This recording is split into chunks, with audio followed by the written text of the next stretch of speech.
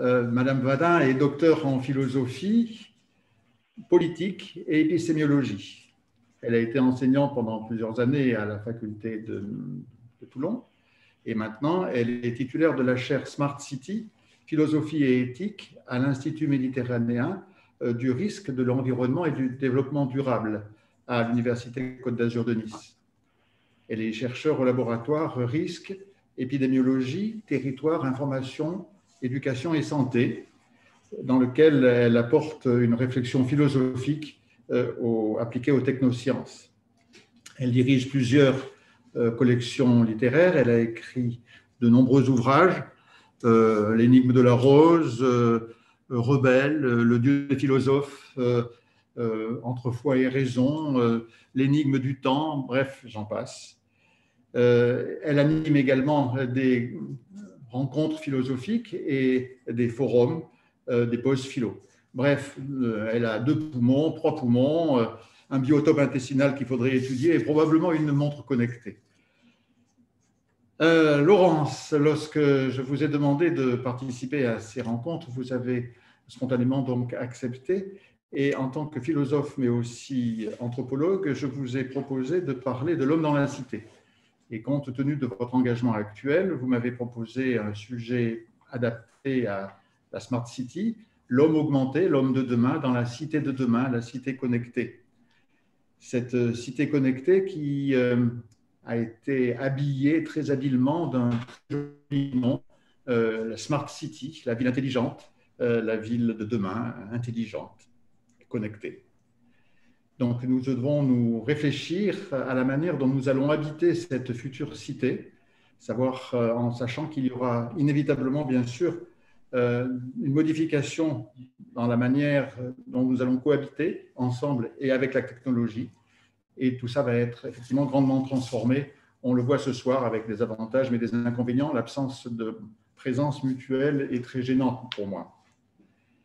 Le corps augmenté, l'homme transformé, l'homme augmenté va devoir donc vivre dans une cité connectée et on peut craindre, on peut penser, on peut espérer peut-être une modification des valeurs sportives qui devront effectivement être adaptées à ce nouvel environnement.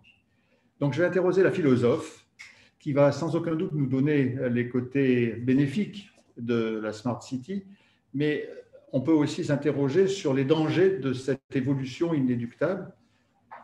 Est-ce que tout est possible? Est-ce que tout ce qui est possible de faire doit être réalisé? Et j'aimerais également poser une question à l'anthropologue. Quelle sera la place du sport dans la cité du futur?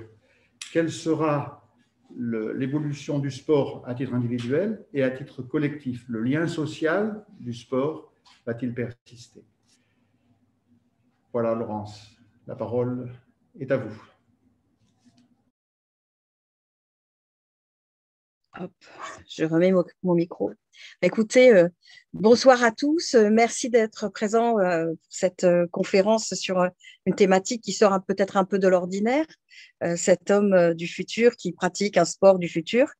Merci aux organisateurs de cette belle soirée. Je sais que vous avez déjà commencé avec un autre intervenant. Il y en aura d'autres dans les mois à venir. Je m'en réjouis. J'étais ravie de voir qu'après intervenait mon ami Evory Cyrulnik. Donc, je suis très, très contente d'être parmi vous.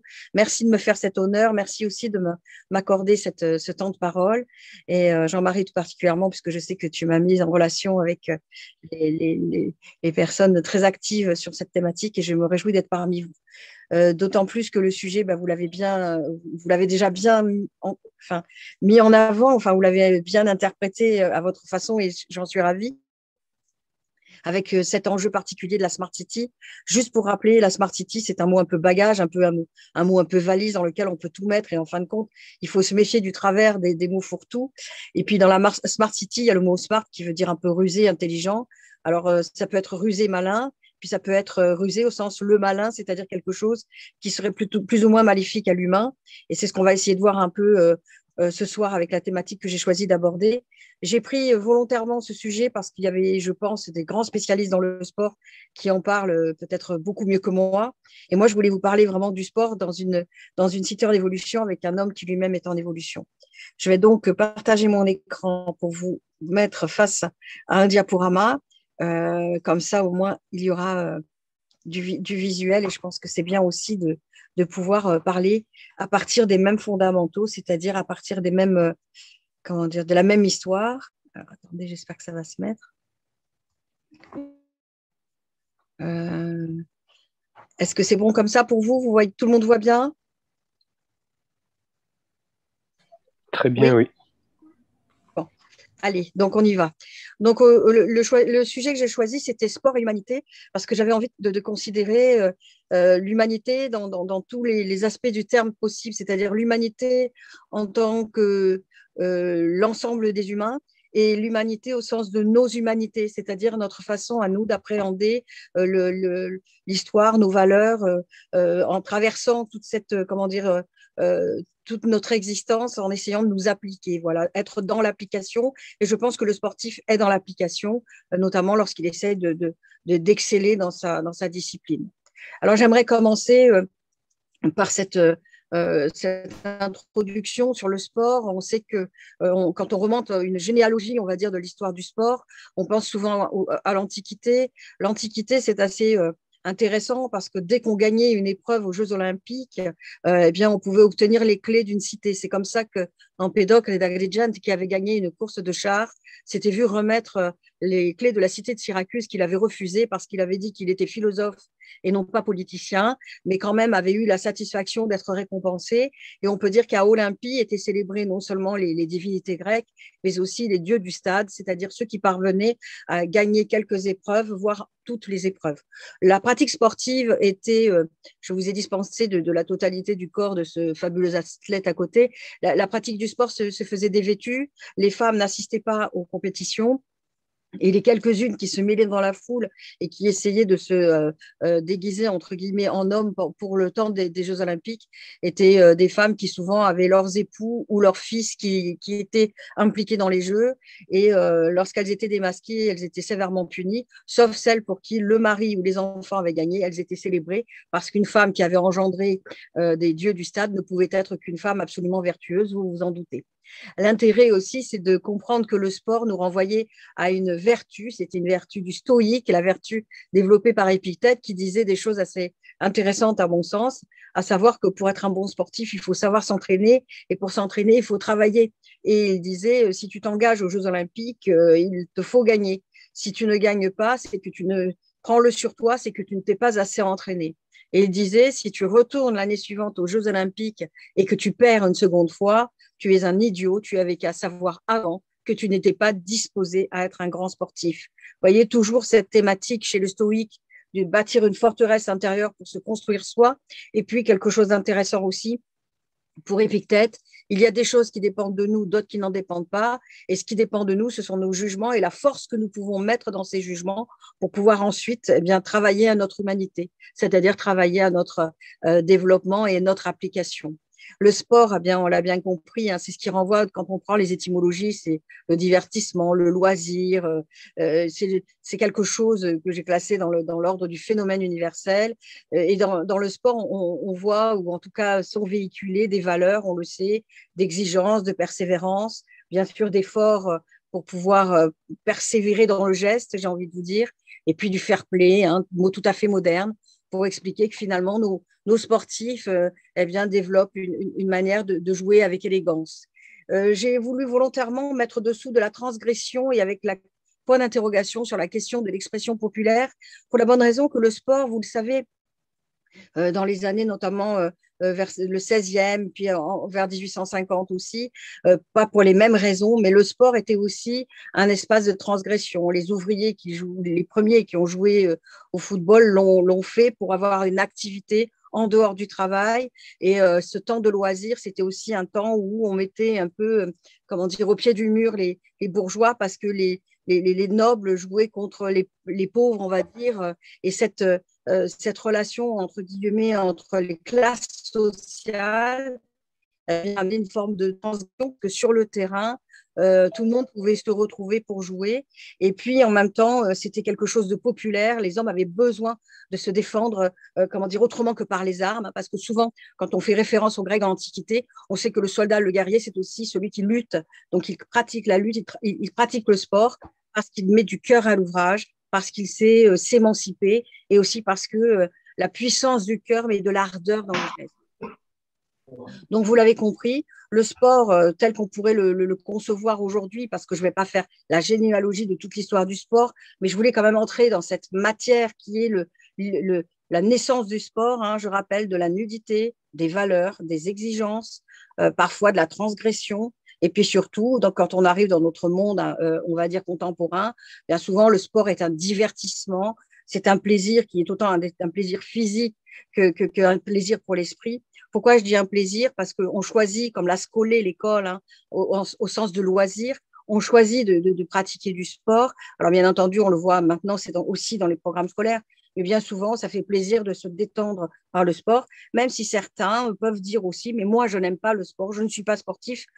Finalement, on peut l'accepter, on peut le comprendre, même si aujourd'hui, et c'est normal, les médecins préconisent de faire du sport parce que ça permet de se maintenir en bonne santé. Et puis, on a un sport qui s'est institutionnalisé parce que bien, le sport amène des règles identiques pour tous. Donc, on pose de l'équité dans le rapport au jeu.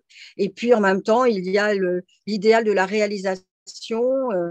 On est dans deux axes cette fois-ci, une réalisation métaphorique parce que c'est la mise en œuvre d'un ordre. On n'est pas dans le politique, mais quand même les règles du jeu posent de l'ordre, de l'organisation.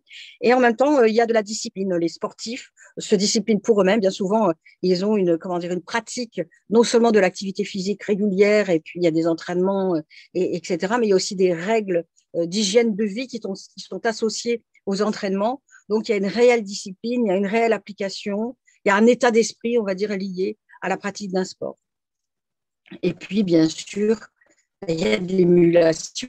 Donc, stimulation, il y a de la compétition, il y a de l'envie de se dépasser. Et puis, la compétition, c'est un peu ce qui peut donner l'envie d'aller plus loin.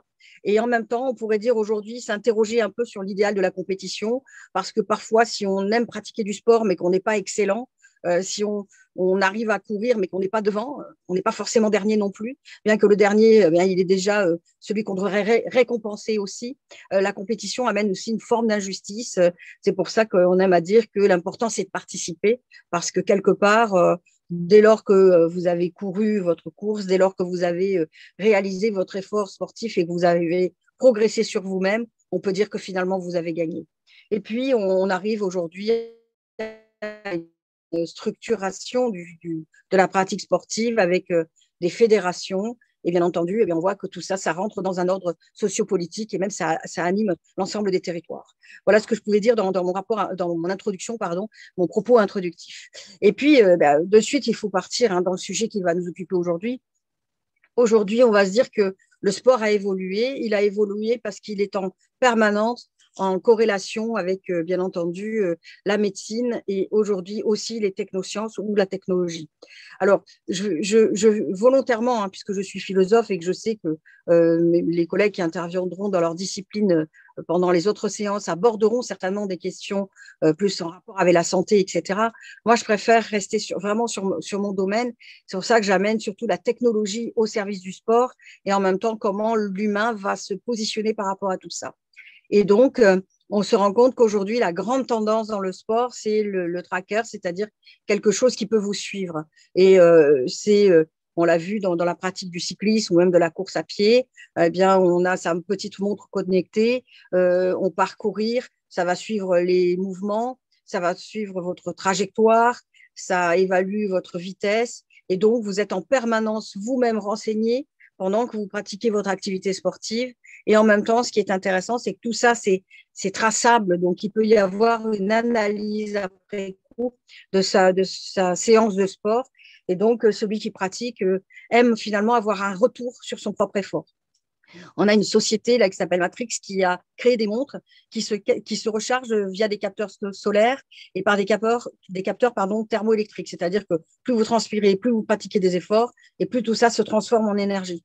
Donc, c'est assez intéressant de voir qu'on veut associer le sport non seulement à l'idéal du culte du corps que l'on veut affiner ou que l'on veut entretenir, maintenir en bonne santé, et en même temps, il y a cette volonté d'entrer dans l'ère de cette, comment dire, de cette société qui a déjà pris conscience de la possibilité de l'anthropocène et qui s'est aussi dit le monde tel que nous le vivons aujourd'hui est un monde dans lequel, effectivement, nous vivons à crédit du point de vue des ressources. Elles sont limitées. Et donc, bien, si l'effort physique peut être transformé en quelque chose qui peut être utile, pourquoi pas?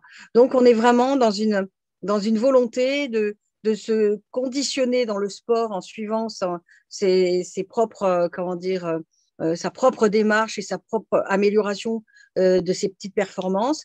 C'est l'atout santé. Puis en même temps, ça rassure l'individu qui, comme ça, peut voir ses pulsations cardiaques. Enfin, il y a toute une relation de confiance dans l'objet connecté qui permet à l'individu finalement d'évoluer pour lui-même dans de bonnes conditions, en tout cas psychologiques, on va dire ça comme ça. Et puis on a Fight Camp qui a créé notamment des gants de boxe avec des capteurs. Et là, on remarque que plus on cogne, entre guillemets, et on voit l'impulsion, c'est-à-dire la force de frappe qui est comment dire, dispensée dans le coup. On arrive aussi à analyser la vitesse, le nombre de coups. Et donc, ça permet, pareil, d'avoir une précision, en fin de compte, une amélioration de la précision dans la performance. Et c'est pas anodin, c'est quelque chose qui sert le sportif. Et puis, on voit aussi l'apparition de choses qui peuvent nous paraître un peu plus, comment dire, pas critiquables, mais qui nous questionnent en tout cas, parce qu'on se rend compte qu'on veut bien faire du sport, mais on veut la trace de l'effort. On veut la traçabilité de ce que l'on a fait parce que le sport devient le challenge personnel. Et là, on se dit, est-ce qu'à l'origine, le sport était un challenge personnel ou est-ce que c'était la volonté de se sublimer, de se dépasser? J'ai parlé tout à l'heure des dieux du stade dans l'Antiquité, c'était pour montrer qu'il y avait un statut social à conquérir par l'effort physique, l'exploit. Là, on se rend compte qu'on n'a pas envie de l'exploit très précisément, on a juste envie de l'exploit sur soi-même, c'est-à-dire un challenge permanent, une volonté de tracer son effort pour faire mieux la fois d'après ou pour, comment dire, préciser la performance, etc., etc. Et puis, je pose la question, est-on prêt à tout? Et ça va être un des grands enjeux du sport à venir parce que Allo a créé des casques audio. Je vous ai mis l'image de ce casque audio avec des espèces de petites pointes, des picots qui permettent d'envoyer des stimulations électriques au cerveau pour améliorer les performances. Et donc là, vous avez cet athlète, ce sportif qui soulève des poids et qui en même temps sollicite son cerveau par le biais d'un instrument connecté. Et là, on peut s'interroger. Est-ce qu'à partir du moment où on pratique le sport de cette manière-là, est-ce qu'on est véritablement dans une pratique ou est-ce qu'on est déjà dans un dopage ou un doping technologique? Et puis, est-ce que quelque part, si on veut améliorer la performance pour être en meilleure santé, est-ce que par ailleurs, il n'y aurait pas une ambiguïté ou un paradoxe à envoyer des ondes ou en tout cas des stimulations électriques dans le cerveau pour pouvoir le booster. Alors, mon propos aujourd'hui, bien évidemment, n'est pas de juger, hein, vous l'avez bien compris, juste vous mettre sur le chemin de ces évolutions pour que vous interprétiez peut-être les choses avec votre parcours et vos rapports vous-même à l'activité sportive, et puis peut-être pour réfléchir à ce monde de demain. Que voulons-nous vraiment? Qu'est-ce que nous allons souhaiter pour les générations futures? Qu'est-ce qu'on va vouloir transmettre et véhiculer comme valeur dans le sport? Parce que c'est vraiment, selon moi, la clé de notre évolution. On a aussi des mains GPS, j'appelle ça des mains GPS, c'est-à-dire c'est des petites, des petites montres connectées que vous placez sur vos mains. Et comme elles sont placées sur vos mains, eh bien, quand vous courez, elles captent, c'est des GPS en fin de compte, et elles vous guident sans que vous ayez à chercher sur une carte. Alors, ça peut être utile, effectivement, si vous partez faire un trekking où il y a, peut-être une course de rapidité avec une course d'orientation mêlée. Mais malgré tout, on a bien compris que si vous êtes aidé par des mains GPS, enfin, par une technologie qui fait que votre corps devient GPS, si pour l'instant la montre est à l'extérieur de la peau, on peut s'imaginer que peut-être demain, la puce connectée sera implantée sous la peau. Et on peut aussi se demander si on est dans l'impartialité, puisque quelque part, une course d'orientation, eh bien, ça nécessite aussi d'avoir une certaine logique pour s'orienter. Et donc, si une machine vous oriente à votre place, est-ce que on va pas faire évoluer à ce moment-là tout simplement la discipline sportive en question? Qu'est-ce qui va changer? Et est-ce que véritablement, si on a une orientation prédéfinie par un objet, est-ce qu'on a intérêt à conserver la nécessité d'une orientation dans la course? Bon, ça, c'est à réfléchir. Ensuite, il y a Nordic Track qui a créé des vélos d'appartement qui sont reliés à un casque de réalité virtuelle. Alors ça, c'est intéressant parce que vous pouvez pédaler carrément dans un monde virtuel et vous avez devant vous, vous pouvez courir sur des nuages, vous pouvez courir sur des planètes. Enfin, c'est assez, on va dire, fun, comme disent les jeunes, c'est assez marrant, c'est assez drôle parce que ça vous amène autre chose. Mais j'ai envie de dire que c'est comme si l'on souhaitait qu'en pratiquant du vélo, dans sa maison, comme l'espace visuel est assez limité, eh bien, on avait envie de ramener à quelque chose d'onirique, à quelque chose d'apaisant, à quelque chose un peu zen qui vous envoie dans un autre monde. Et là, ça pose la question des mondes parallèles.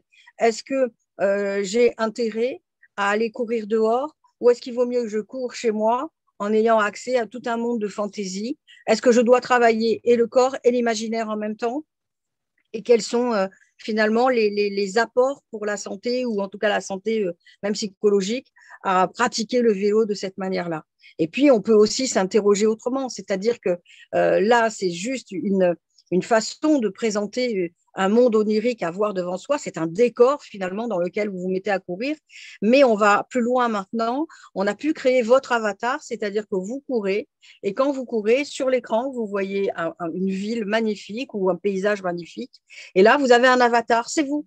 Et à ce moment-là, vous vous voyez courir peut-être votre marathon de New York, et vous êtes dans New York, vous voyez défiler les rues, vous voyez défiler les enseignes, les magasins, vous voyez peut-être même de la foule qui vous acclame à votre passage. Et là, on peut dire qu'on est véritablement dans quelque chose d'un peu, comment dire, étrange, pour l'appeler comme ça, à savoir qu'au moment où vous courez, vous devenez vous-même le pilote de l'avatar. C'est-à-dire que vous êtes celui qui court et le pilote de quelque chose que vous voyez courir devant vous, comme s'il y avait une sorte de détachement entre l'événement qui se produit de Dieu et le double. On est déjà dans l'histoire du jumeau numérique. Le jumeau numérique, on nous impose déjà quelque part en santé, mais qu'on nous impose par le biais d'une intelligence artificielle. Et là, on se rend compte que l'avatar devient mon double sportif, et c'est celui qui va me permettre finalement de me réaliser à travers lui. C'est-à-dire que c'est intéressant de se dire que la pratique du sport qui voulait que je me dépasse, que je me transcende, que j'essaye d'aller toujours plus loin, eh bien cette fois-ci, la réalisation se passe à travers un petit avatar qui joue la course à ma place, qui peut-être va gagner à ma place, et que je vais féliciter comme si lui et moi, nous formions une équipe. C'est aussi intéressant pour quelqu'un qui court tout seul dans son salon, qui n'est pas du tout dans une situation de discussion avec autrui. Il est juste dans une projection de lui-même, dans un idéal, celui qui court devant lui. Comme si finalement l'homme devait courir après son ombre, ou en tout cas, s'il devait courir après lui-même pour essayer de se comprendre et de se rattraper. C'est des images, tout ça, mais c'est des images qui, à mon sens, sont essentielles pour comprendre l'évolution du sport. Et puis, on a, je vous l'ai mis volontairement, vu ce que nous vivons aujourd'hui, je ne pouvais pas passer à côté de ce masque. C'est Airpur qui a créé un masque qui filtre non seulement les gaz toxiques, c'est-à-dire que vous pouvez courir en ville et puis vous respirez, on va dire, de manière assez saine, bien sûr les virus, voilà, et les particules fines. Et là, effectivement, je pose la question des paradoxes d'une humanité. Comment l'humanité qui veut rester en bonne santé, qui parle d'environnement, qui parle de protection de l'environnement, qui parle des générations futures en disant que c'est vraiment la jeunesse qu'il faut préserver, comment peut-on finalement vouloir pratiquer une activité physique pour être en forme et en même temps vivre, avoir une modalité d'être au monde sous le mode de la consommation excessive, et peut-être même de la façon dont finalement on utilise des ressources qui maintenant sont rares, s'appauvrissent, mais sans que véritablement nous changions nos comportements. Vous voyez, le philosophe là, enfin la philosophe en l'occurrence, n'a pas envie d'être moralisatrice. C'est pas du tout mon rôle, c'est pas du tout le but de mon propos. C'est juste de dire, mais quel est le paradoxe de cette humanité qui veut exceller dans le sport pour se donner, comment dire, des valeurs qui le ramènent en premier temps à la bonne santé, pour ensuite vivre de façon excessive et vivre à contre-courant des valeurs véhiculées dans la pratique d'un sport. Et là, ça pose les paradoxes de l'humanité. L'humanité est fragile, l'humain est, comment dire, vulnérable. Nous sommes vulnérables pour deux raisons. La première, nous naissons. Alors, ça nous met dans la posture de la vulnérabilité, puisque contrairement aux animaux, il nous faut des années avant d'être autonome. Mais deuxième vulnérabilité, nous sommes aussi mortels. Et avant, on peut se casser, on peut s'abîmer. Et donc, nous avons ce sentiment permanent de quelque chose qui est précaire. Et cette humanité qui pratique parfois du sport pour être en bonne santé se rassure par la pratique d'un sport. Et en même temps, c'est une humanité, comme je l'ai écrit un peu violemment, mais c'est volontaire, hein, c'est pas du tout, comme je l'ai dit, moralisateur, une humanité qui se pollue. Voilà. Parce que ce qu'on oublie de dire aussi, enfin, ce que j'oublie de dire, c'est que tout ce qui renvoie à ces objets connectés nécessite bien évidemment de l'électricité, nécessite de la connexion, nécessite de l'intelligence artificielle produite par des algorithmes. Et tous ces algorithmes qui renvoient à des datas, c'est-à-dire une somme d'informations collectées sur vos pratiques, ça pose des problèmes vis-à-vis de votre liberté.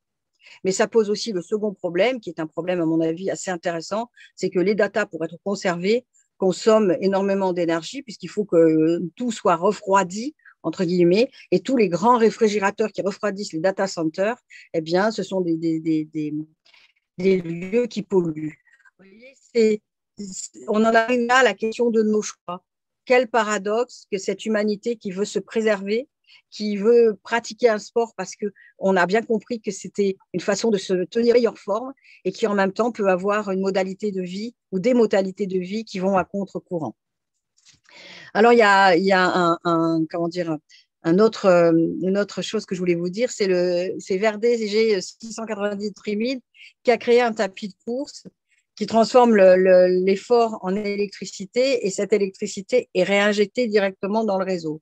Alors ça, c'est amusant parce que vous pratiquez du vélo ou alors vous courez et puis de suite, ça alimente une centrale dans votre maison et puis ça y est, vous pouvez allumer, je sais pas, les lumières dans votre jardin. Enfin bref, ça dépend de votre pratique et de votre activité. Donc ça peut être amusant, ça peut être quelque chose qui peut se faire en famille et c'est vrai que c'est une façon de dire aussi que nos pratiques peuvent être aussi des pratiques propres et pas forcément des pratiques qui nous nuisent. Mais en même temps, ça pose des questions, tout ça, parce que vous voyez, j'ai mis une image en bas où vous avez un sportif et ce sportif se regarde dans un miroir. Et là, je vais vous parler de ce fameux miroir connecté. Et dans ce miroir où lui se reflète, vous avez en même temps l'émergence d'une image et cette image, c'est une jeune femme qui va être le coach de cet homme. Et là, ça pose bien évidemment énormément de questions. D'abord, le miroir connecté est un miroir connecté très astucieux parce que d'abord, ça capte toutes les capacités physiques de la personne. C'est-à-dire que si à un moment donné, vous faites un effort un peu disproportionné et que votre mollet commence à souffrir un peu, eh bien, votre coach va vous demander de ralentir un peu. Si au contraire, vous êtes dans une séance cardio et que vous vous débrouillez bien, les capteurs sont au vert, entre guillemets, votre coach vous encourage à vous dépasser un peu. Donc, vous avez face à vous un double qui n'est pas vous, mais qui devient le coach personnalisé, qui vient à la maison et qui, en quelque sorte, vous prend en main et dynamise votre séance de sport. Ça peut être fun et en tout cas, ça peut être intéressant, surtout pour ceux qui pratiquent le sport pas forcément de manière rigoureuse ou assidue, parce que pour les débutants, c'est pareil, le coach privé va dire ralentissez, vous y allez trop vite, vous vous sentez bien, mais attention, il faut vous commencez, donc il faut être prudent et savoir se ménager aussi. Mais en même temps, ça pose la question aussi, d'un point de vue philosophique, du culte de l'individualisme, c'est-à-dire que l'homme, malgré tout, se regarde dans un miroir en train de pratiquer une activité physique. Alors, l'avatar, c'était son double projeté devant lui, mais là, carrément, il se regarde lui, et soit il se voit faire son geste, soit il regarde son coach. Alors, double aspect pratique, bien évidemment. En voyant son geste, s'il est mal fait, le coach vous le dit et vous vous corrigez en regardant votre posture. Mais en même temps, on se demande si cette pratique sportive, moi je pose la question, n'est pas aussi un peu le reflet d'une société un peu individualiste qui a, compris que finalement, le sport peut flatter aussi l'ego et est-ce qu'on n'entrerait pas dans ce cas-là dans ce que moi j'appelle le nouveau Narcisse. Hein. Le Narcisse, vous savez, hein, c'était ce mythe de Narcisse, cet homme qui, regardant son reflet en se penchant au-dessus de l'eau, était tombé amoureux de son image et puis il en était tellement amoureux qu'il en meurt parce qu'il n'arrive plus à cesser de se contempler. Eh bien, c'est un peu ça. Est-ce que cette humanité qui se regarde un peu trop, elle n'est pas en train de mourir d'elle-même? Est-ce qu'elle ne meurt pas à une certaine façon d'être? Et est-ce que d'une certaine façon, elle n'est pas en train de se retirer aussi d'une certaine façon dont elle devrait être davantage tournée vers les autres que tournée vers elle-même? Voilà, ça pose question. Alors, c'est toujours pareil. Là encore, pas de jugement en soi. C'est toujours des interrogations que je pose. Parce que, bien évidemment, il vaut mieux quelqu'un qui pratique du sport, même s'il a le coach à la maison, s'il le fait de manière assidue, si c'est bon pour lui, si c'est bon pour sa santé. On va bien évidemment être totalement d'accord avec ça. Mais en même temps, attention que ça ne devienne pas un jeu de miroir dans lequel eh bien, on oublie qu'il y a aussi les autres. Voilà.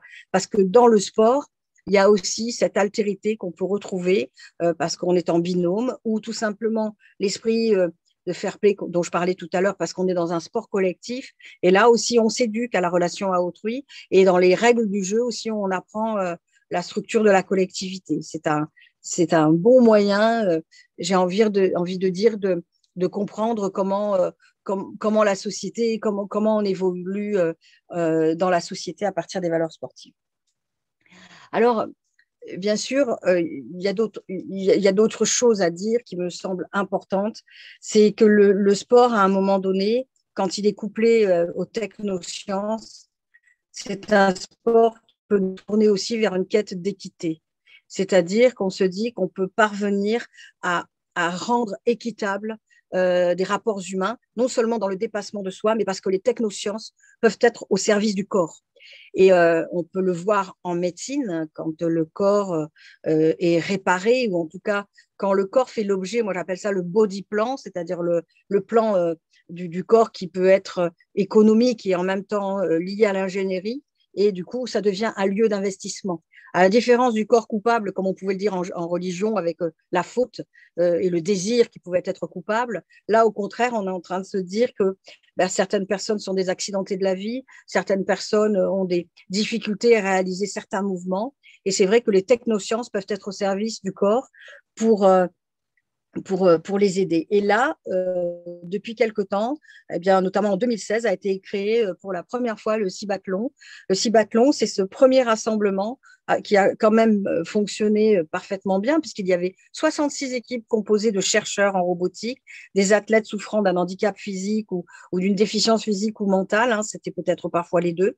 Et puis en même temps, il y avait des scientifiques qui ont passé leur temps à les aider, à leur montrer les technologies, à faire en même temps, il y avait une sorte de contrat gagnant-gagnant, parce que par synergie, eh bien évidemment, les sportifs ont relaté leur histoire de sportifs et de leur pratique sportive, et ils ont pu établir cette rencontre entre le corps, qui était le leur, la science, qui est la médecine, mais pas que, l'ingénierie, qui devient aussi, donc l'ingénieur devient le médecin de la technologie et du vivant. Et on a comme ça une sorte de mutation dans les services et dans la façon dont les choses se passent, qui n'est pas inintéressante.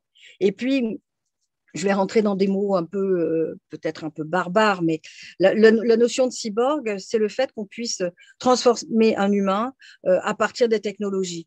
Quand on parle d'homme augmenté, un homme augmenté, ça peut être quelqu'un qui a eu, je ne sais pas moi, une prothèse de hanche. Et donc, il est augmenté parce que si on avait laissé son corps, entre guillemets, se détériorer naturellement, si on n'avait pas remplacé cette hanche déficiente, bien, la personne pourrait avoir peut-être une canne ou avoir des difficultés à marcher.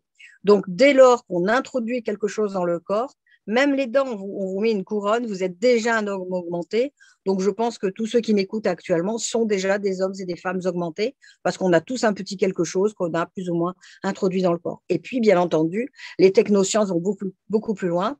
On devient le cyborg dès qu'on remplace un membre, dès qu'on remplace quelque chose ou qu'on complète quelque chose pour améliorer la vie dans un premier temps et ensuite la performance lorsqu'il s'agit de sportifs. Et est née une science qui s'appelle la mécatronique. La mécatronique, c'est le mélange entre la technique, Donc, tout ce qui relève des technosciences et de l'ingénierie avec, bien entendu, l'assistance par l'IA. C'est bien évidemment, s'il y a de l'intelligence artificielle, quelque chose qui renvoie à l'informatique. Vous voyez, on double. Mécatronique, c'est informatique. Technologie, bien entendu. Les sciences et la médecine. Et c'est ce mélange, cette corrélation entre ces disciplines qui donne la possibilité de créer ce qu'on appelle non seulement le cyborg, mais l'homme qu'on peut réparer, augmenter. Alors, je tiens à dire qu'aujourd'hui, tout ce mouvement, il parle du cyborg parce qu'on n'est pas encore dans le transhumanisme et le post-humanisme. Le post-humanisme comme le transhumanisme sont des courants de pensée qui font qu'on pourrait augmenter un corps qui, le mot est un peu cru, mais prenez-le vraiment au premier degré, un corps qui serait déficient. L'idée, c'est que finalement, le cyborg, c'est l'homme qui a eu un accident, qui a eu un problème et on l'a réparé. On lui a donné une solution technologique pour artificiellement aider cette nature qui lui faisait défaut, cette puissance ou cette force qui lui manquait, parce qu'il était accidenté ou handicapé, ou bref, l'accident de la vie. Le transhumain, c'est celui qui peut aller parfaitement bien, qui n'a aucun problème de santé particulier et qui peut malgré tout demander, aux États-Unis, il y a un mouvement très fort et très engagé, qui malgré tout peut demander à ce qu'on lui ampute le bas des jambes pour pouvoir bénéficier de prothèses. C'est arrivé. Il y en a un autre qui s'est fait mettre dans le cou des capteurs pour détecter les tremblements de terre. Alors, quand j'avais lu ça, je m'étais dit, mais à quoi ça sert? Mais je me suis dit, mais pourquoi poses-tu la question? Elle est directement posée dans l'exposé, à savoir que c'est pour être prévenu des tremblements de terre. Et il se trouve qu'il vivait à côté d'une faille. Donc, bien évidemment, on comprend qu'il était inquiet. Et donc, on comprend qu'il ait fait ce genre de choses. Mais est-ce que c'est logique? Est-ce que c'est pas logique? C'est pas vraiment mon propos là. C'est juste de dire qu'il y a des transhumanismes qui peuvent transformer le corps simplement parce qu'ils ont envie d'une commande particulière pour transformer le corps. Alors que là, lorsqu'on parle du cibathlon, on parle de personnes qui ont été victimes d'accidents ou qui ont une déficience et qui ont besoin d'être réparées, consolées par la médecine et l'ingénierie. Voilà. Et qui, bien sûr, ont envie d'avoir une pratique sportive, ont envie de s'impliquer, soit dans les Jeux paralympiques, soit en étant, dans des équipes où ils sont aussi avec d'autres personnes qui n'ont pas du tout de soucis de santé. Et quelque part, c'est une façon aussi de prendre soin du corps autrement et de pouvoir permettre aussi à certaines personnes d'entrer dans la pratique sportive. Là, vous le voyez, il y a eu un projet qu'on appelle le projet Futurus. Et là, c'est la fusion entre l'homme et les machines. Donc là, ça y est, fusion homme-machine. On est dans le transhumain. Vous voyez, ce n'est pas la même chose que l'événement dont je vous ai parlé juste avant. Le cyborg, c'est un homme qu'on répare. Le transhumanisme, ça peut aller plus loin, c'est-à-dire ça peut être un pensée. Et là, le projet Futurus amène l'idée qu'on veut augmenter la performance pour inventer de nouveaux challenges. Ce qui veut dire que quelque part, pour vous, l'intérêt ici, c'est de retenir qu'on veut faire évoluer la notion même du sport. On veut même faire évoluer la façon dont on va comprendre la pratique sportive. Alors, comment la machine aide à inventer de nouveaux challenges? Parfois, tout simplement parce qu'artificiellement, on va modifier l'objet sur lequel on pratique. On peut créer une vague artificielle. Comme la vague est artificielle, on surfe sur quelque chose qui n'est pas l'eau. Donc, ça amène une autre pratique sportive. On peut escalader aussi des murs cinétiques, c'est-à-dire que là, c'est pareil. Ce sont des murs qui décortiquent tout le mouvement et qui ont une ergonomie particulière. Comme on peut faire un concours de danse, non pas sur le sol, mais on peut le faire en soufflerie. Et à ce moment-là, bien entendu, il y a des critères esthétiques, il y a des façons de se positionner dans l'air, tout en gardant, bien évidemment, l'idée de la danse, que ce soit individuel ou en couple. Ça, ce sont tout simplement des fusions, entre guillemets, entre un idéal pour l'humain et une machine qui peut lui permettre quelque chose comme ça. Et puis, il y a la fusion, telle qu'on la voit sur les images, avec véritablement, vous voyez ce bras articulé, vous voyez aussi cette jambe, vous voyez ces prothèses aussi.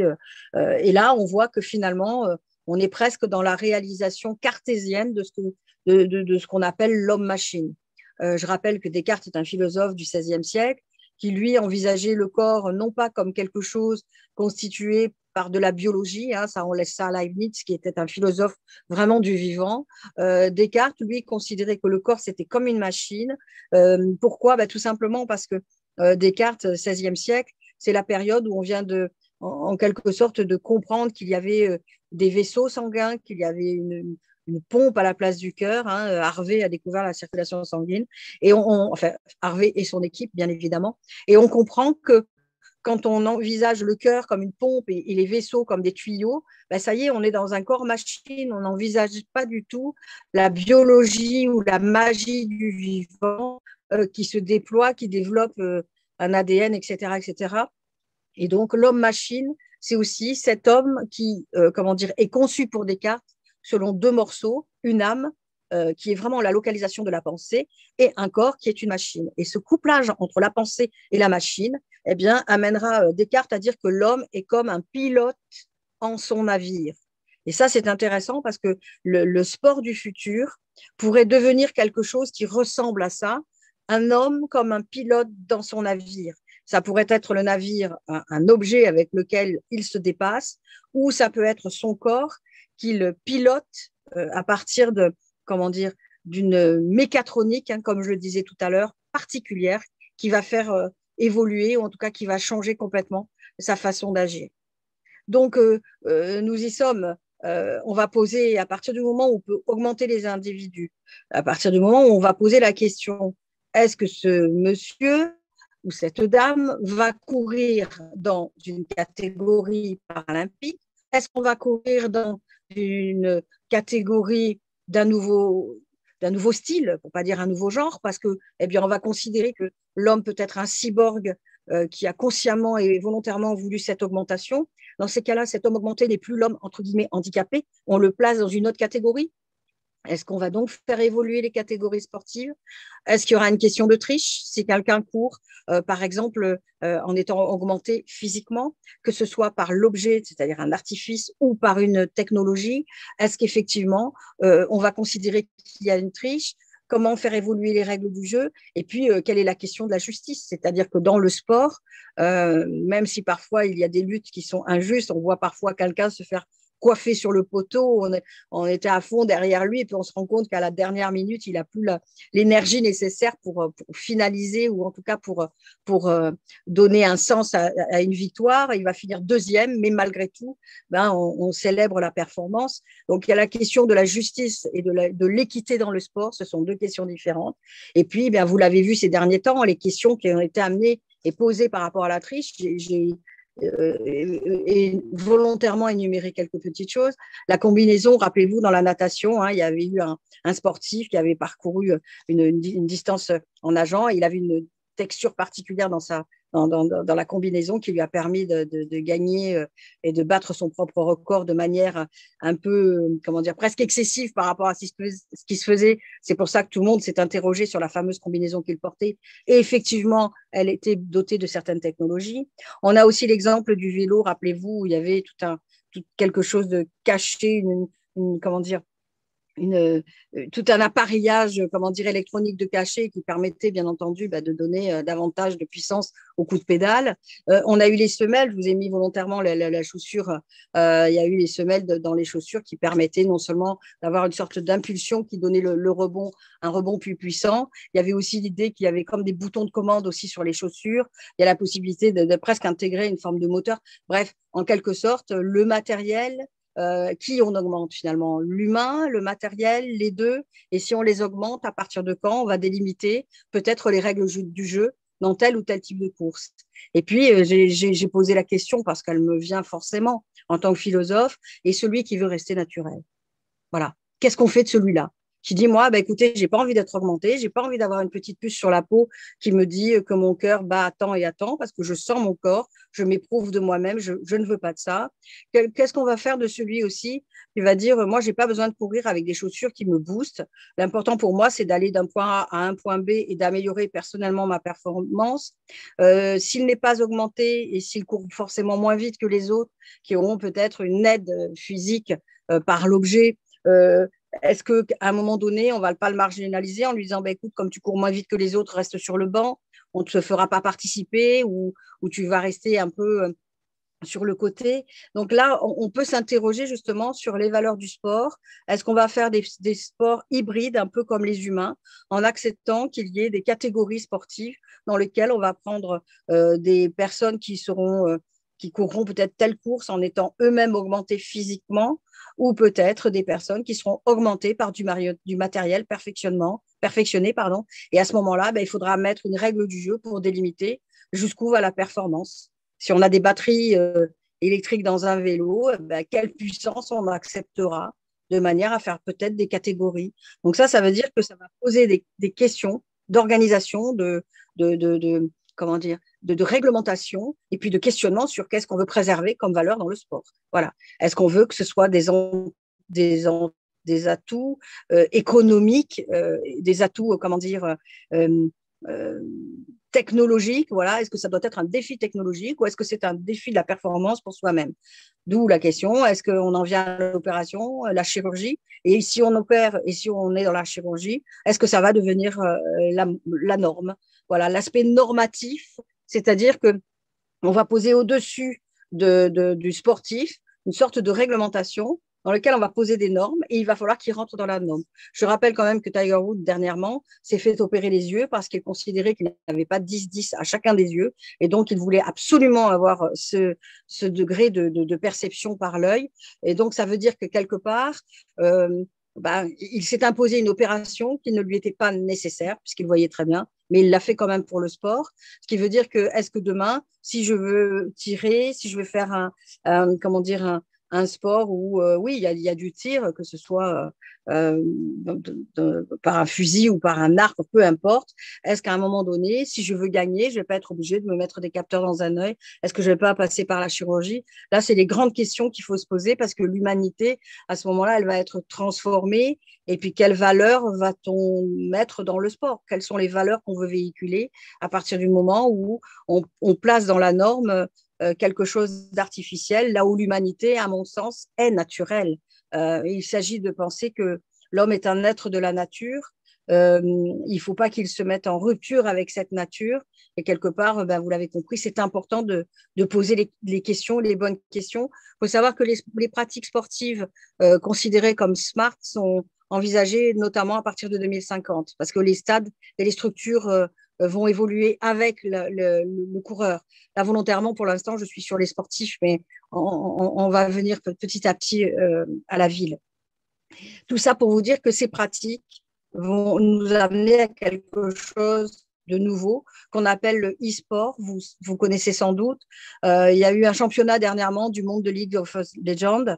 Ce sont des arènes, mais ce sont des arènes où c'est que du sport virtuel. C'est tout. Vous avez des centaines de jeunes complètement geeks, accros.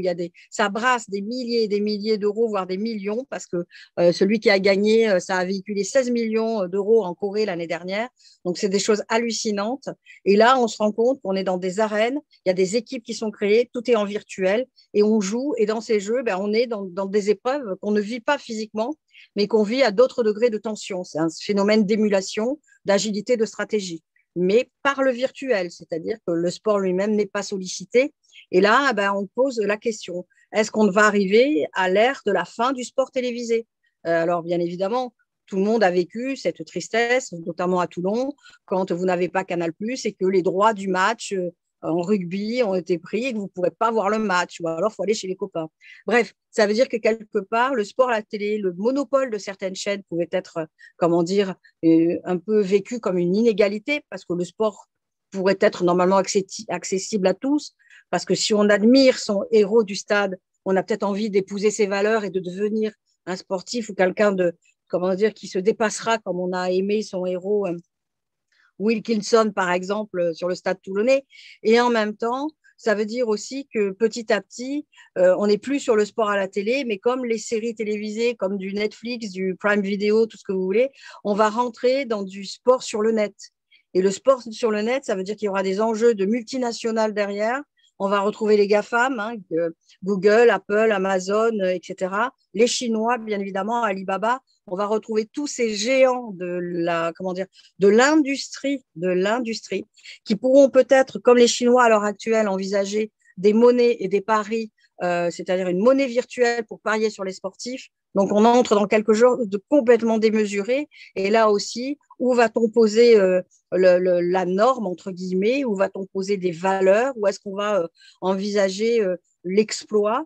Et est-ce que ça sera finalement quelque chose de valorisant pour le sportif lui-même? Est-ce que ça va permettre à des hommes ou des femmes de s'épanouir? Ou alors, est-ce que ça ne va pas engendrer des traumatismes par le biais de la no-life, c'est-à-dire je ne vis pas ma pratique sportive, mais je la vis en tant que geek à travers un jeu qui me met en scène sans que ce soit moi, et je me prends pour le personnage avec lequel je joue, mais malheureusement, je ne suis pas lui. Et là, on va entrer dans l'ère des matchs en réalité augmentée. Et en même temps, peut-être que dans le futur, on va vivre des combats d'exosquelettes. Ça a commencé notamment dans l'armée, ils font des expériences avec des soldats augmentés par l'exosquelette. Et là, c'est en train de devenir une sorte de jeu. Et toujours dans les pays asiatiques, vous pouvez regarder sur Internet, il y a des séquences qui vous permettent de le voir. On a des combats d'exosquelettes. Et donc, ça veut dire que, quelque part aussi, la lutte qui était réservée à des hommes dans l'Antiquité qui étaient nus, forts, etc., eh bien, demain, on peut être dans un fauteuil, être équipé d'un exosquelette et pratiquer un sport aussi, y compris un sport de combat. Donc, pour certaines personnes qui ont envie d'épouser les valeurs peut-être du judo, du karaté ou je ne sais quel autre sport de combat, ben voilà, ça veut dire qu'on est embarrassé. Moi, je suis très embarrassée parce que là-dedans, je trouve que c'est terrifiant. Parce que si ça devient la somme de GAFA, ça veut dire que ce sont des multinationales qui vont payer les stades. Si ça paye les stades, ça veut dire que ça change la physionomie d'une ville. Et en même temps, ça veut dire que la multinationale l'emporte sur la gouvernance politique de la ville. Et donc, quels sont les enjeux territoriaux, les grandes puissances qui vont jouer derrière tout ça? Et en même temps, si ça peut permettre à des personnes, comme on dit, qui ont des difficultés physiques, etc., de se réaliser, on se dit pourquoi leur interdire cette possibilité-là. Vous voyez, on est toujours avec ce questionnement et les choix pour notre humanité. J'ai encore un peu de temps, hein, oui. Mais ça fait 50 minutes. Bon, ben, j'en ai plus pour très longtemps, mais je pense que je peux pas m'empêcher de vous montrer les dernières images. À savoir que voilà, les nouveaux sports aussi, on vient de lancer ce qui s'appelle la course de drone. Alors, vous voyez, vous avez des mécaniciens là qui préparent, enfin des ingénieurs mécaniciens, techno, etc., qui préparent la course de drone. Alors, on voit les drones en train de passer dans Paris pour être dans les tunnels, c'est beau, etc., avec la foule au-dessus qui contemple. Et puis, ben, d'un autre côté, vous avez vos fameux sportifs qui sont assis sur leur chaise à côté. Et là, il y a un paradoxe. Le sport, normalement, c'est le mouvement. Mais le mouvement qu'on peut produire ça même, hormis que là, c'est l'argent qui est dynamique, parce que l'argent permet le drone, la mise en œuvre de l'ingénierie, mais en même temps, l'effort devient statique, puisque vous voyez, les pilotes de drone sont assis tranquillement sur leur chaise en train de faire voler leur drone.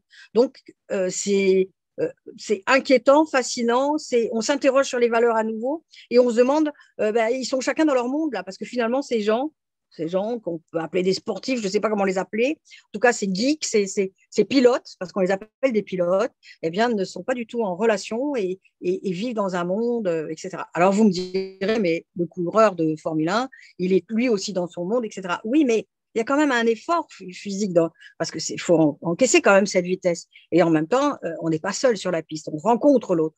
Là, on rencontre que des entités. Là encore, l'avatar de drone lui-même.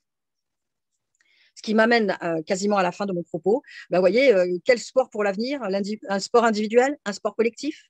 La santé, on l'a bien compris, si on est connecté, on va pouvoir s'autogérer, s'occuper de soi. Mais en même temps, le sport aujourd'hui, on lui demande plus que ça. On lui demande d'intégrer le développement durable, c'est-à-dire qu'on veut que le sport s'inscrive dans un projet d'aménagement du territoire et on veut un smart stade. Vous voyez, je vous ai montré là, vous avez deux images de stade parce qu'on est dans du mobilier urbain du futur avec des vélos qui pourront éclairer la piste eux-mêmes. On peut avoir des panneaux solaires comme vous pouvez le voir sur le stade Mercedes. Vous pouvez avoir le dessus du stade qui s'ouvre au moment où il y a le soleil et on referme à d'autres moments. Vous pouvez avoir aussi des captations d'eau par les écoulements des pluies et donc à partir de ce moment-là, vous pouvez arroser les pelouses. Vous avez tout un ensemble comme ça de villes intelligentes qui peut utiliser tous les moyens technologiques pour améliorer les infrastructures et aider les sportifs à se réaliser. Y compris, j'ai envie de dire, le sportif du dimanche qui peut être amené à marcher autour de zones dans lesquelles il y a des espaces pour courir, pour pratiquer sur des pistes cyclables, etc. Donc, il y a une possibilité de démocratiser le sport tout en donnant à chacun la possibilité d'être, en rapport avec l'évolution de la cité. C'est-à-dire qu'on retrouve le côté anthropologique du sport qui rejoint l'évolution de l'humanité et l'humain au cœur de la dynamique. Et puis, et ça sera la fin de mon exposé. Je vous ai montré ce terrain de foot parce que je le trouve assez sympathique. D'une certaine manière, ça pose question, vous l'avez bien compris, parce que nous allons vivre le sport du futur d'une manière complètement différente. D'abord parce que chacun, on va pouvoir profiter d'un second écran parce que vous pourrez être directement connecté vis-à-vis de ce qui se passe devant vous, mais vous pourrez avoir un autre écran qui vous montre quelque chose de près, c'est-à-dire que vous verrez le joueur de près même si vous êtes loin. Vous pouvez aussi visualiser en avance sur votre tablette la façon dont il a tiré, la possibilité et toute la perspective augmentée du geste sportif qui vient d'être accompli. Donc, c'est-à-dire que quelqu'un lance un javelot, vous le voyez déjà arriver, vous savez déjà où il va tomber. Donc, parce que l'intelligence artificielle va vous montrer tout ça. Et surtout, vous allez pouvoir comparer en immédiat la performance vis-à-vis de celui qui était à quelques dixièmes ou quelques mètres plus avant. C'est-à-dire quand ils sont deux à rester en compétition, vous pourrez voir en instantané, on va dire, la marge de progrès et la compétition entre eux avec précision. Ensuite, bien évidemment, de la 5G, on peut partager. N'oublions pas que les Chinois viennent de poser un satellite sur le versant opposé de la Lune où les Américains s'étaient posés. Et sur le versant opposé de la Lune, ils ont posé un satellite pour de la 6G. La 6G, ça veut dire qu'on aura bientôt des puces sous la peau et ça voudra dire que nous pourrons être connectés à des objets qui nous permettront de nous réparer mutuellement en actualisant des programmes. C'est fascinant et inquiétant en même temps. C'est une grande question. Bien entendu, on pourra amener le stade dans son salon, puisque d'un coup, vous aurez des images en 3D qui vous permettront d'avoir le stade en entier si vous n'êtes pas sur le stade. Bien entendu, il y aura des écrans où vous pourrez diffuser des annonces personnalisées. Vous enverrez un mot à votre mari qui regarde le match en direct alors que vous serez dans le salon. Vous pourrez identifier des visages, vous pourrez voir tout ce qui se passe. Et en même temps, bien entendu, si vous êtes dans vos salons, commandez vos pizzas et commandez votre Coca-Cola. En gros, voilà les paradoxes et en même temps les visions de ce sport qui va s'augmenter et qui va se diversifier, à mon avis, par rapport à tout ce que la technologie peut offrir. Et en même temps, quelle humanité dans ce sport, quelle évolution, quelles sont les valeurs qu'on va vouloir porter dans ce sport de demain. Et puis surtout, je pense qu'il va falloir peut-être aussi accompagner les jeunes dans cet élan, d'autant plus que les geeks, notamment en Corée et en Chine, sont déjà bien en avance. Et il va falloir peut-être à un moment donné réintégrer des valeurs, poser des règles du jeu pour que finalement l'humanité conserve la part d'humanité qui est sienne. J'aime à dire que plus on transforme, plus on enlève du naturel et plus l'artificiel s'impose. Et donc, si à un moment donné, il ne reste qu'une petite part infime d'humanité encore dans l'humain, comment la préserver et qu'est-ce que ce sportif du futur voudra en faire? Voilà la grande question. Et je vais vous laisser sur cette réflexion à la fin de mon propos. J'espère ne pas avoir trop débordé. C'était de toute manière très intéressant et le petit supplément ne fait qu'apporter des notions supplémentaires. Merci beaucoup, Madame Vanin, pour toutes ces notions partant de l'Antiquité pour aller vers les nouvelles technologies de plus en plus, à mon sens, inquiétantes. La philosophe ne peut pas prendre parti et effectivement, je comprends très bien les limites que vous vous imposez. À titre individuel, bien entendu, nous sommes là pour réfléchir sur ce que nous aimons, ce que nous souhaitons. Et si on disait tout à l'heure que le sport, l'activité physique a 3 vertus, on peut s'interroger sur chacune d'elles. Un apport sur le plan individuel pour améliorer sa santé physique, certes, mais certaines machines sont un petit peu inquiétantes à mon sens et malheureusement on ne pourra peut-être pas les empêcher. Un apport psychologique, et là j'ai quelques doutes sur quand on a vu cet écran, ce miroir et Narcisse en train de travailler. Et la troisième version, le troisième intérêt du sport, c'est l'apport, le lien social dans l'activité en commun. Et c'est la question que je voudrais vous poser, que j'ai perdue, mais que je vais retrouver. Est-ce que le lien social sera uniquement dans l'opium du peuple dans les stades, ou bien est-ce qu'on pourra conserver une activité collective? Tout ce que vous nous avez montré, ça concerne des activités individuelles. Et c'est une crainte que l'on peut avoir. Alors, merci pour le retour d'interprétation de mon propos. En fait, quand je vous ai parlé de ce e-sport, c'est-à-dire ce sport ultra connecté qui se joue par de la virtualité, le projet dans les années à venir, c'est que ce sport, qui pour le moment n'en est pas un, en fin de compte, c'est des compétitions de jeux vidéo, mais dans lesquelles on s'implique et il y a de l'émulation et les jeunes sont très friands de ce genre de choses. Eh bien, le but, c'est que ces activités-là deviennent physiques. C'est-à-dire qu'ils veulent qu'à un moment donné, les personnes qui vont jouer vont avoir des mouvements.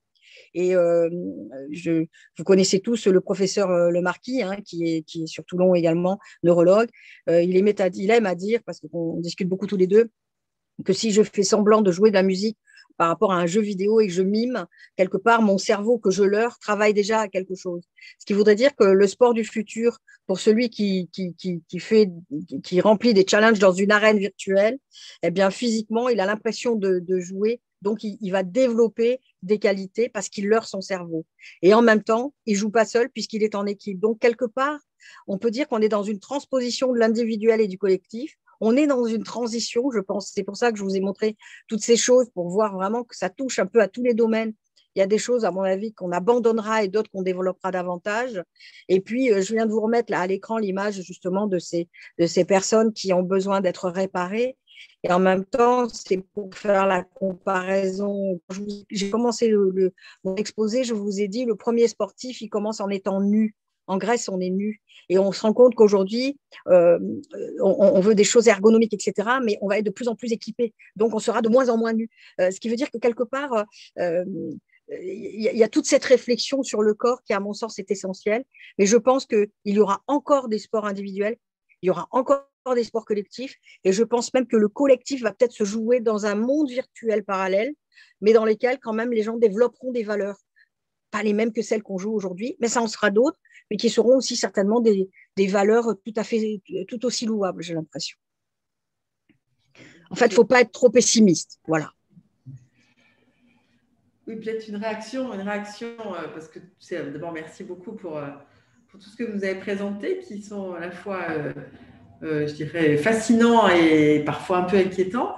C'est vrai que ça résonne particulièrement dans ce contexte d'épidémie qui nous entraîne à être, je dirais, assez éloignés les uns des autres le plus souvent et à développer beaucoup de choses à distance. Alors, c'est vrai qu'il y a certaines choses que vous avez présentées là qui sont quand même un grand espoir, je pense, pour les personnes, en effet, tout ce qui est rééducation ou tout ce qui est je dirais, entraînement pour les personnes qui sont éloignées dans les inégalités territoriales.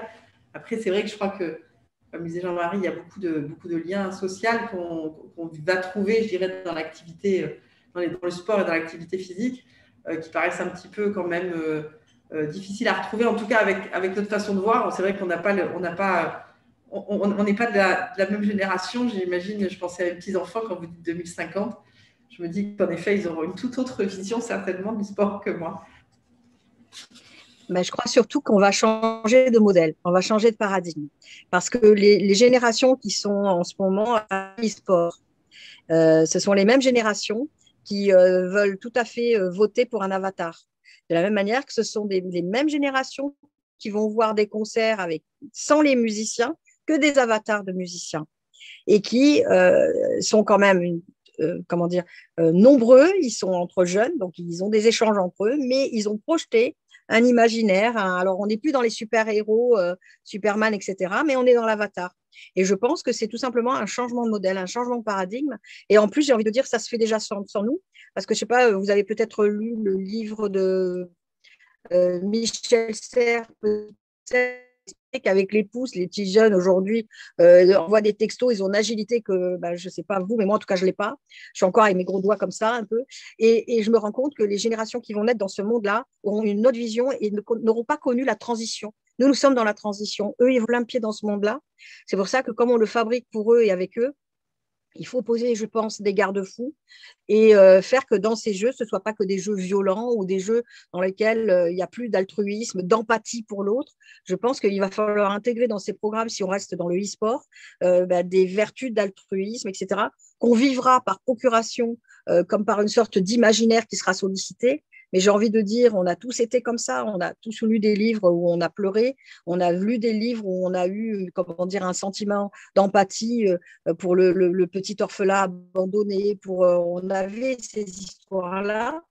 Après, c'est le cinéma qui nous a aidé à le voir et à éprouver des émotions. Je pense qu'il y a beaucoup de jeunes gens qui vont éprouver des émotions dans le sport via ces entités virtuelles qu'on va leur montrer. Donc, il ne faut pas condamner, mais il faut juste veiller à ce qu'il n'y ait quand même pas que de la violence ou des choses en rapport avec la sexualité, ce que j'ai volontairement pas abordé parce que ce n'était pas le propos, mais ça vaudrait le coup d'en parler aussi. Et je pense que ça peut permettre aussi de véhiculer des valeurs du sport qui ne sont pas inintéressantes. Oui, une question. Alors, pour rester sur le lien social entre les générations, c'est vrai que ces technosciences sont ambivalentes, hein, c'est à la fois un remède et un poison. Alors un remède, on le voit, vous avez présenté l'exemple du cyclisme, où on retrouve des plateformes numériques où les gens ont un lien social qui est fort, il y a un échange, donc je trouve ça positif, même pour des patients qui seraient rééduqués par l'activité physique, ça permettrait d'optimiser ces échanges, de motiver le patient. Pour nous, on y voit un intérêt dans la rééducation du patient aussi, puisqu'il a de nombreuses informations. Et d'un autre côté, c'est vrai que sur le lien entre générations, je le vois, quand j'étais jeune, quand je faisais beaucoup de sport, les vétérans, ce qu'on appelle les seniors maintenant, eh bien, avaient une sagesse accumulée, une expérience accumulée, un savoir-faire, un savoir-être qui faisait qu'on se tournait vers eux. Aujourd'hui, les jeunes, je vois avec mes enfants, dès que je suis dépassé par ces technologies, eh bien, il y a une sorte de rupture, c'est-à-dire que je deviens quelqu'un de has-been et le conseil de quelqu'un de sage qui a une expérience, il ne m'écoute plus. Donc le risque, ça serait cette rupture aussi entre les générations parce que la temporalité n'est plus la même, ça va très très vite ces technosciences. Et on a beau essayer de suivre, on est très vite dépassé et eux sont très vite en avance.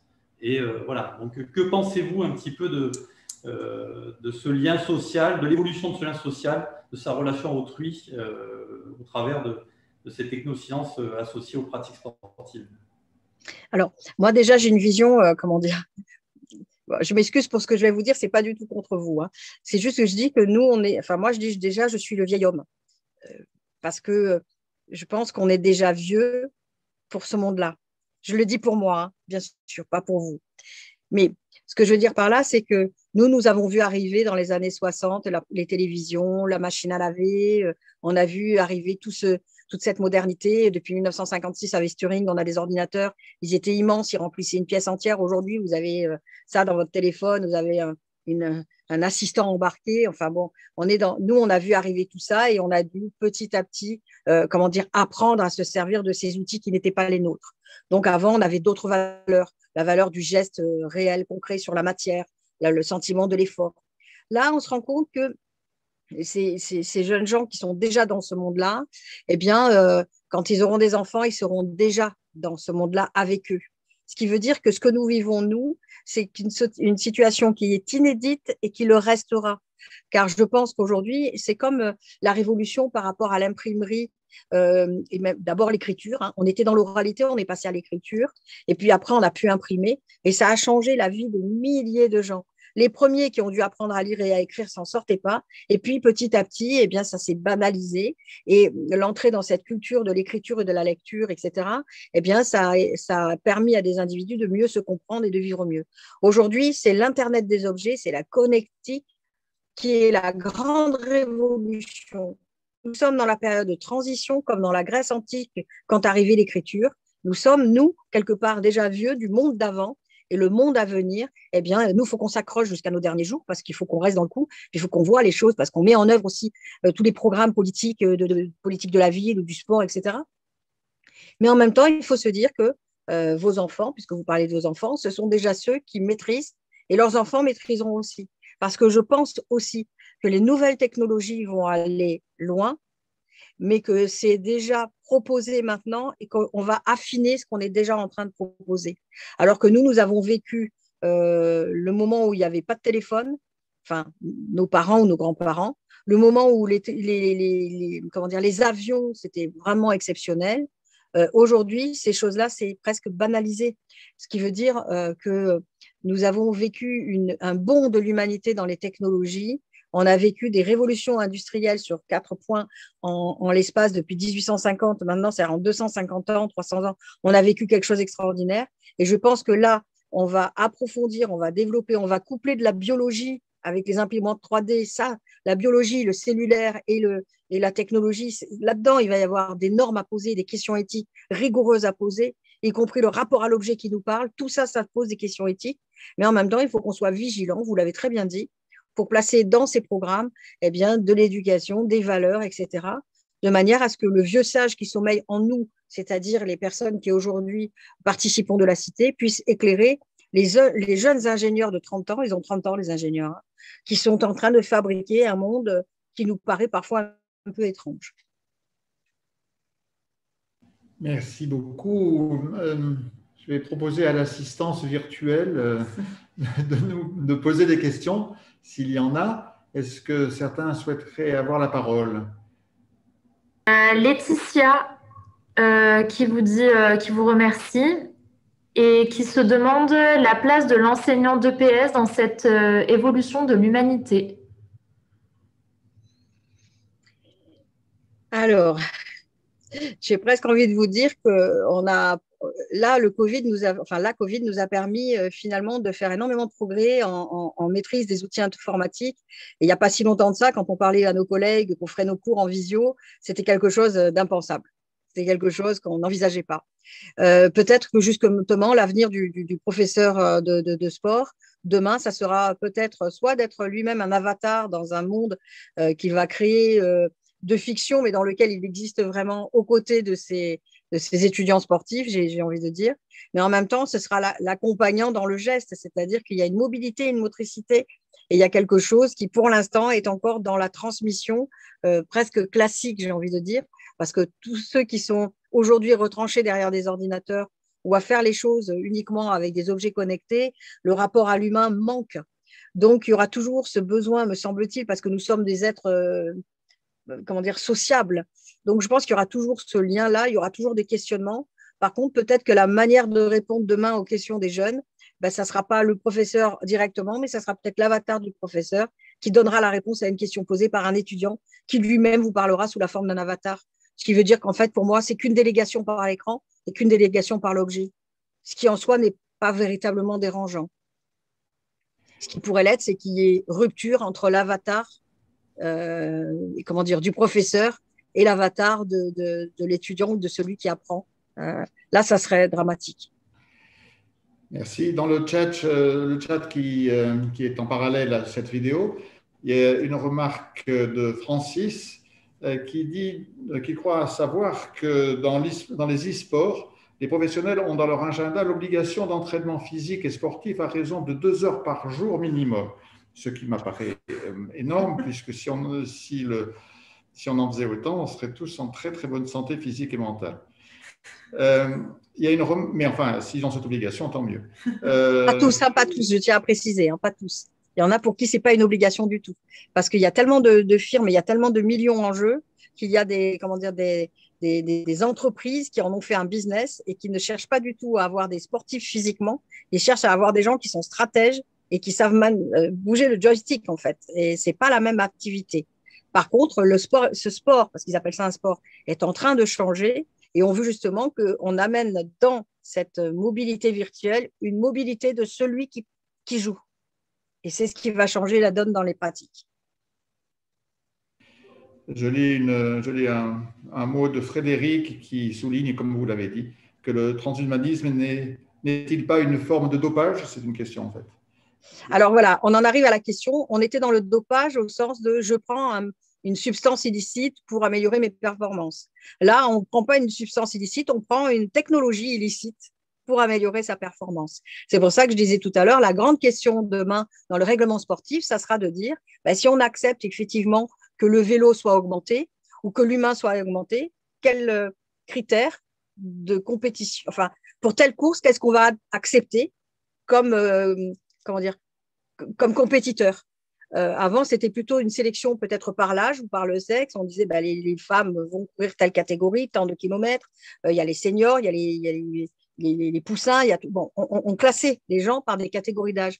Si maintenant, avec le transhumanisme, je peux être plus jeune longtemps, en meilleure santé, façon de parler, c'est-à-dire avoir une dynamique physique plus importante, ben, j'entre dans une autre catégorie. Il va juste falloir qu'on arrive à évaluer dans quelle catégorie je suis, et c'est là que va jouer justement la valeur de l'humain et de la sincérité, à savoir, quand je dis que je peux jouer dans telle catégorie, je n'ai pas caché quelque chose dans mon logiciel qui me permet de ruser et de gagner.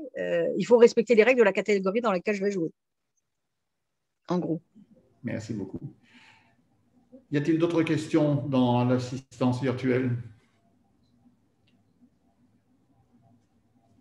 Eh bien, mon petit écran connecté me dit qu'il n'y en a pas, donc on va conclure peut-être. Merci beaucoup, Laurence. Merci beaucoup de nous avoir fait circuler dans le monde de demain, dans cette cité connectée de demain. Qui mieux que vous pouvez nous transporter dans cette Smart City, puisque vous êtes titulaire de la chaire à Nice. Et donc, vraiment, nous avons pu essayer d'apporter les réflexions nécessaires à titre collectif et individuel. Merci beaucoup à mes co-présentateurs. Merci à vous tous qui avez participé à cette conférence. Merci à Béatrice et à William qui étaient à la technique. Et je vous souhaite donc une bonne soirée. Et je vous propose un rendez-vous donc le 21 mars, mercredi 21 mars, avec Monsieur Boris Cyrulnik qui nous parlera de sport et développement. Et moi, sport et développement physique collectif. Et moi, je tenais à vous remercier pour votre attention. Je tenais aussi à vous remercier d'avoir accepté ce sujet parce qu'il n'est pas évident, il n'est pas souvent exposé en fait, parce qu'il est très novateur, il bouscule un peu les lignes. Et je suis vraiment ravie que vous m'ayez laissé une tribune pour commencer à décortiquer ces sujets-là parce que malgré tout, ils font partie de la société. On a besoin. Je pense qu'on n'en parle pas assez de cette façon-là. Et je vous remercie vraiment tous les trois de m'avoir donné cette tribune, ce temps de cette tribune et puis ce public que je ne vois pas mais que j'ai senti quand même derrière moi chaleureux. Et donc, je vous souhaite une bonne soirée et à très bientôt. Merci. Bonsoir. Merci.